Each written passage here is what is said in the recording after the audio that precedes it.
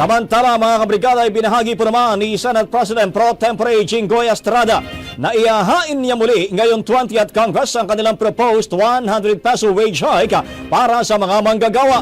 Sa nakaraang Kongreso, maalalang lumusot ito sa ikatlo at huling pagbasa ng Senado, ngunit hindi ito naidaan sa bicameral conference meeting. Ayon kay Estrada, bagamat wini-welcome niya ang pag-aproba ng NCR Regional Tripartite Wages and Productivity Board para sa dagdag 50 pesos na rawang sahod sa mga manggagawa sa Manila, ay hindi pa rin ito sapat. Dagdag pa niya, tiwala siya na ito ang balanseng halaga para sa mga manggagawa at maging sa may-ari ng negosyo para hindi sila maapektuhang masyado.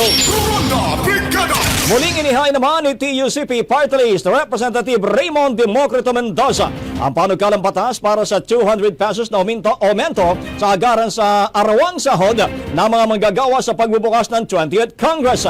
Batay sa House Bill No. 88, itutuloy ang anay makasaysayang kampanya para sa kauna-unahang legislated wage hike sa loob ng halos 4 na dekada.